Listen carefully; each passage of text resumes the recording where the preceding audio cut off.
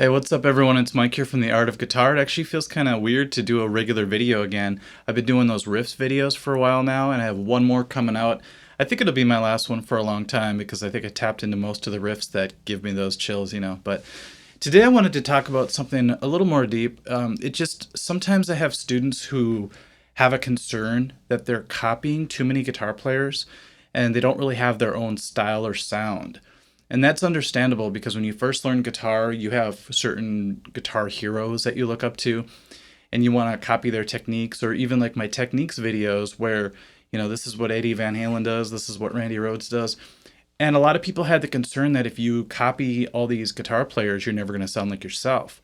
So what I wanted to bring to light today is the fact that you already have your own signature when it comes to playing guitar if you've been playing for any amount of time. You could give the same solo section to 100 different guitar players, and they're all going to have little variations on how they do it, even if they're all trying to play it exactly the same. It's kind of a fun experiment I did once with my students. I had 3 students play the exact same lead part, and it came out differently each time because you're doing things you're not even aware of. Have you ever done that thing where you play something and you're not really thinking about it, and someone's like, "What did you just play? That was cool." It's really hard for you to remember half the time because you're like, "I don't know, I was just doing whatever."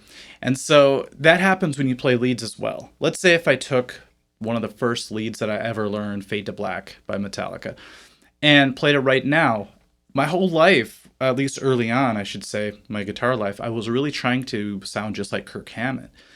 And I realized that that's never really going to happen. On a microscopic level, it's impossible to be exactly like somebody else. Only Kirk Hammett's going to play like how he plays. And I remember one time I read an article that somebody said, I bought 11 gauge strings, I bought this Stevie Ray Vaughan Strat, and I bought the amp that he uses, everything, and I still don't sound like him. And somebody's like, "Well, you're not Stevie Ray Vaughan. You don't have his fingers. You don't play exactly like he does. You don't have his mind or his soul or whatever you believe when it comes to that." But everybody expresses things differently, even if it's at the microscopic level. At the end of this lesson, I'm going to give you some tips on how to expand on that a little bit, but take solace in the idea that you already have your own guitar fingerprint. You just don't realize it yet because maybe you play a lot of other people's solos, or people say, "Oh, you kind of sound a lot like this guitar player," or whatever. But deep down, everybody's individual when it comes to how they play. A lot of people are going to think I'm calling everybody snowflakes. You're all individuals. But when it comes to it, it's that concept that you all do already have your own style.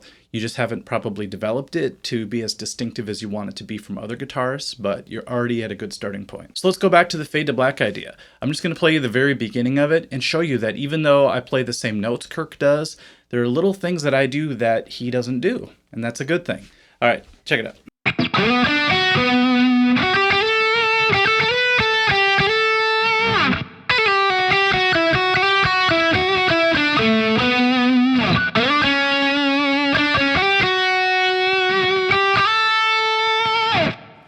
Just in that alone, what I just played all the notes he played pretty much.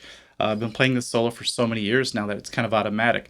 So if I broke that down into very small sections and really took a microscope to it, you would find that my pressures are different, the way I slide is different.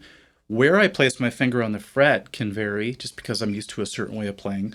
Also, things you might not think about, like how hard you pick the string, how you hold your pick, what size pick you use, your vibrato, which finger you use. That's huge too. A lot of people think it doesn't matter, but if you play a note with your pinky, listen to this. Then you go to your other fingers, check out the difference.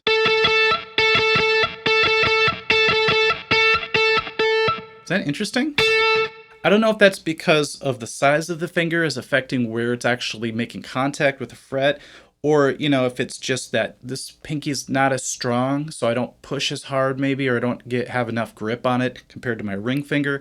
But it's very slight differences like that make everyone an individual player. The next part's a more glaring example. This part. So I believe Kirk goes like this.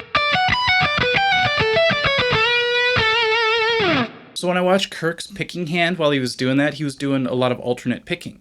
And I just couldn't do that at the time, so I developed this more economy picking way of playing. So that's a little bit more my style. So watch my picking this time, I'll do it the way I do it.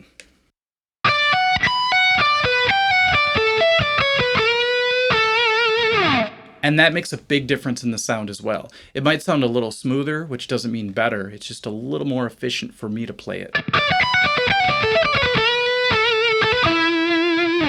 So that's a small example of how you already have your own distinctive style, even if it's at a very small level. Now, if you really want to boost that and you want to have more of a distinctive style in a more obvious way, let's say you listen to somebody like Eric Johnson, you can tell right away when it's him. He just has so many things that are just his trademark, pardon the pun, if you know his music. So when it comes down to it, the 3 pieces of advice I would give to you to really start to amplify your distinctive qualities would be to don't always follow solos to the T. I'm doing that right now with a particular solo. It's a George Lynch solo. And he does things that he's just comfortable doing. So I'm not in a tribute band. I'm not in a Dokken tribute band, I should say. So I'm not trying to get everything spot on to what he's doing. Instead, if he's doing a tap legato lick, I'll actually do something that feels a little bit better for me. Now, I do want to do the solo justice, but I also want to make it a little bit of my own at the same time. That's the best part of doing all this stuff. I always say in my techniques videos, be sure to take these techniques and make them your own so that you can utilize them. It's kind of like having more tools for the toolbox, but they have to be your tools. You know, they can't be solely somebody else's tools. So playing it exactly the way he does it, unless you're in a tribute band, is not my goal most of the time. So do what I did for Fade to Black. That's totally fine. Pick it your way. Someone might call you on it if they're a huge Kirk Hammett fan or something like that, but who cares? Because unless you're in a Metallica tribute band or you're in Metallica, it's not really going to make that big of a difference. And if you watch Kirk play now, he does things differently today than he did back in the old days as well. Second, lay off the metronome a little bit. Some people use them a little too much and they kind of get religious about it. Like, I just have to play to a click. I have to be right on the grid all the time. What that does is it sort of forces you into a box too much. I mean, if your rhythm's way off, it's good to use just to get you in the ballpark. But you don't want to become a robot.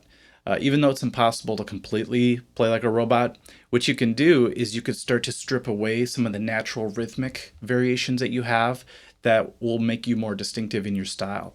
So I would recommend using the metronome to kind of get the feel of a rhythm and then put it away and see if you can still hold the rhythm together.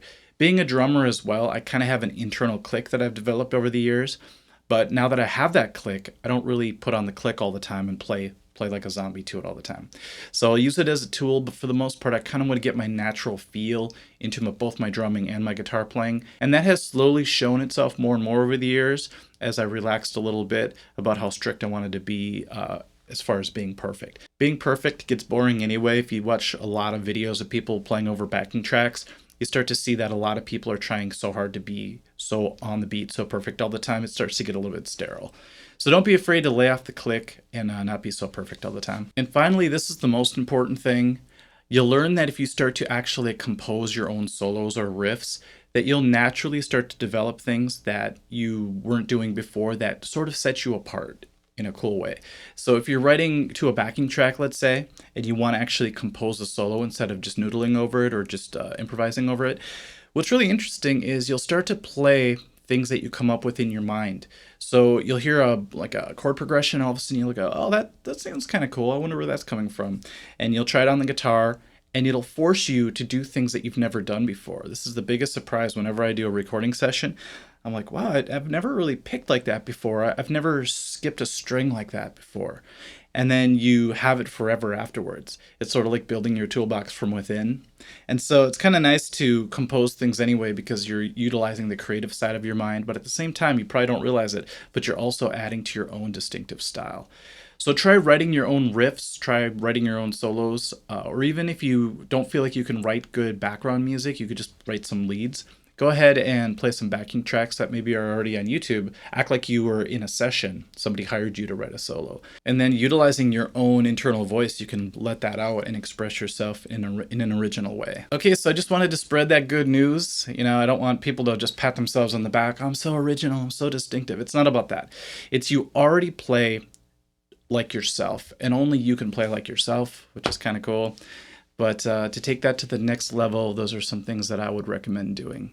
All right, guys, we'll catch you at the next riffs video. That's going to be coming up in a few days once my new drum heads arrive. I kind of beat the crap out of the old ones, so I have to put new ones on for the next recording session. But excited for it. Lots of practicing to do. So we'll catch you soon. Thanks. Bye.